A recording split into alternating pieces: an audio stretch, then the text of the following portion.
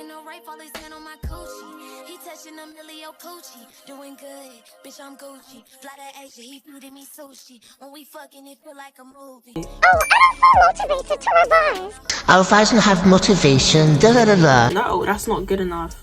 Hi loves, welcome to my channel. My name is Naomi Valentina. A-levels and GCSEs are just around the corner for many of us, some of us, maybe not even any of you. But I just thought it would be wise to share some tips on how to revise, and if you haven't started revising already, now would be the perfect time, as you should have enough time to get through all of the content that you've been learning for your exams. I'll be sharing some techniques and tips and resources that you can use to revise that should really help you, and I hope this video is helpful for some. For reference, I'm in year 13. I study A-levels. I study 2 A-levels and 1 BTEC. So I study English literature, sociology and BTEC business. With BTEC, you do 1 exam and then coursework throughout the rest of the year, which indicates what your grade's going to be. Since business is a BTEC or a vocational course, the way they grade that is with a P, a D and an M. So pass and merit and a distinction.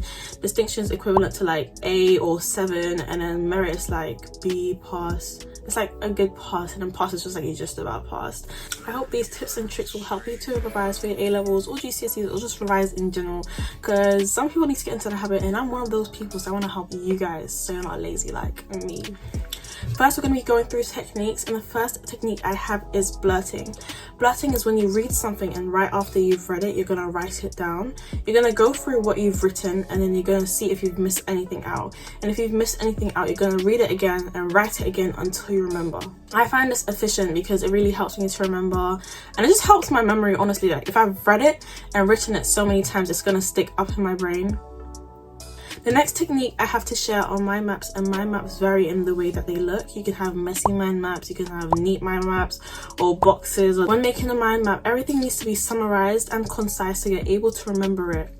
The next technique I have for you are flashcards, and again, flashcards vary in the way that they look. You can cut them up, you can make them into small pieces, you can put definition on one side and the explanation on the other. You can do it on the same side, you can put this, you can put that. With flashcards, you can also do them digitally as well.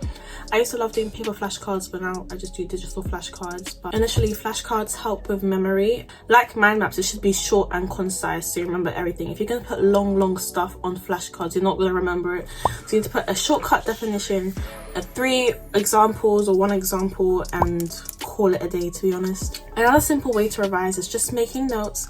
Let's say you're in school, you've made all your notes, when you come home and revise, you're going to go through those notes, you're going to say it out loud, and if you need to remake those notes or look it up and do it nicely so that when you come back to it, you're going to have something you can actually read and understand. What I like to do is I like to say it to myself, or I'll start texting my friends, send them a voice note explaining everything I've just written or learned, even though they don't know what I'm talking about and they're not going to understand what I'm talking about. Just try to explain it to them so that they will understand, which means that you fully understand it yourself. If you're able to explain what you've just learned to a friend or somebody else, then it means that you understand. Next categories I have to help revise are websites and resources. The first website I recommend is Physics and Maths Tutor. Despite the name, it's not just about physics and maths. You can also get a lot of other stuff. This ranges from GCSE to A-level. So I study English literature and I go on Physics and Maths Tutor just to find some resources. This website is really useful because you can find a variety of things. It ranges from a lot of subjects, so suitable for GCSE students and A-level students, and you can also find past papers.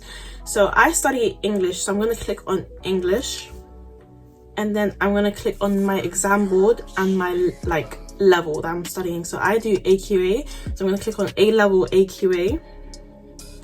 And then it comes up with all the texts at A-level across UK study, and you're just going to click on whatever you study, and that should help. When you click on what you study, there's notes, there's additional readings and videos, there's different AO5 readings for my A-level students. You know what that is, like critical reading and whatnot. And there's all the poems and all the stuff that you need.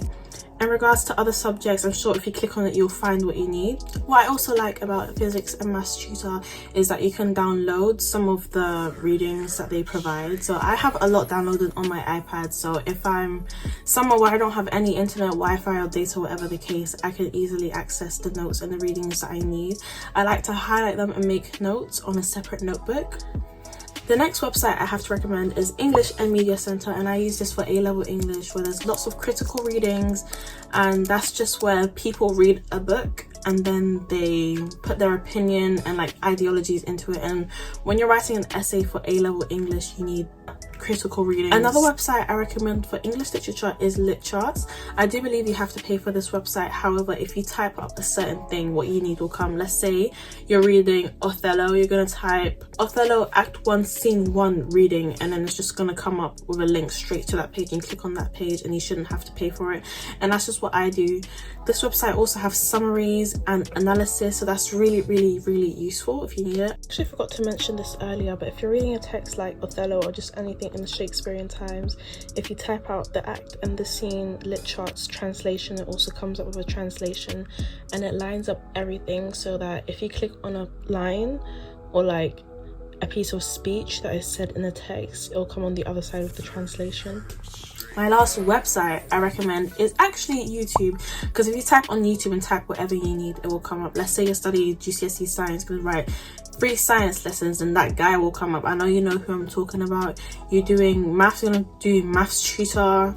If you're studying English, you're just going to write the text that you're studying, and then analysis or summary or ideologies and stuff like that. If you're studying sociology, you're just going to write the concept, or I forgot the guy's name, but I'm gonna put some channels that you can use for GCSEs or A-levels. A channel I specifically like for English literature is Course Hero. It's just a channel that gives a brief summary of the book and analysis and symbolisms and things like that. So yeah, YouTube is really useful for a variety of things, and best part is it's literally for free. So even if you're busy, you can listen to the video on the way to school or on the way home, just to get something in your brain and remember something.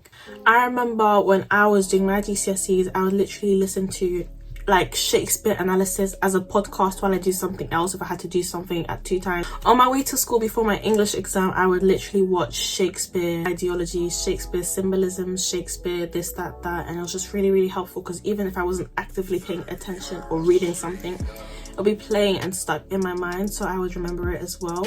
My next category for revision is apps. So these are just a few apps I recommend for revising, and I have an iPad and I use my iPad to do my work and I really like it.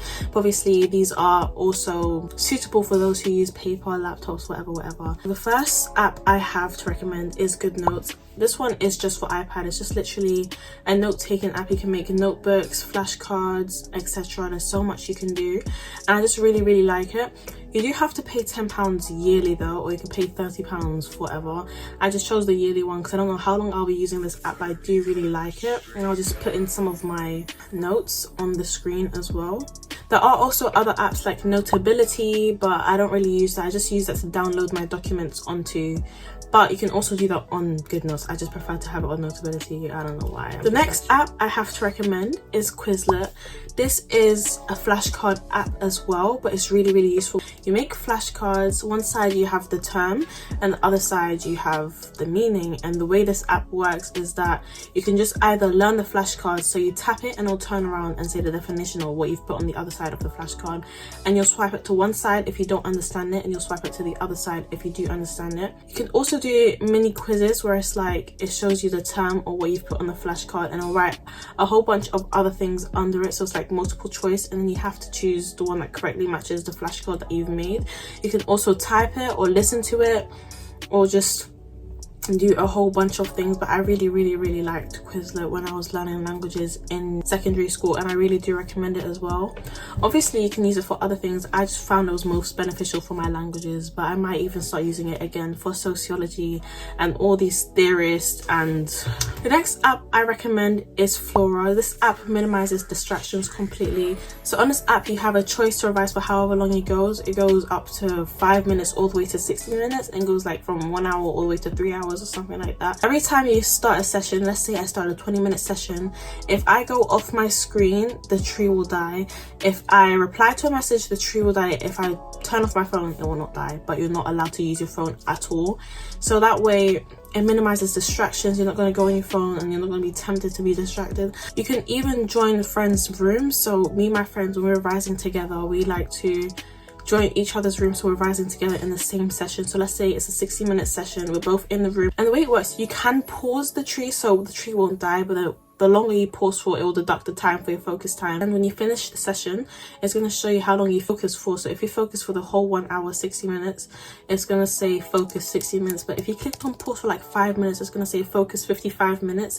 And then it's going to show you the tree that you grew, and then it's going to show you the backstory behind the trees and real life stuff, blah blah. As you change sessions, you can also change the trees. I also really like this app because if you're revising by yourself, it holds you accountable for touching your phone and getting easily distracted. So when I use this app, I literally do not touch my phone. Another app I recommend is Anki. I don't personally use this app, but it is also a flashcard app, and it's way more like intricate than Quizlet. So if you like that, you can check that out, but that's just what I've heard, that Anki is good as well. Last but not least, my last category is tips, so just overall tips to help you revise. So the first tip I have is to religiously look at past papers. Past papers help you see what's going to come up on the exam. It's obviously not going to tell you the answer of anything, but the more you look at past papers, the more you see the format of the question, and the more you get comfortable answering the questions.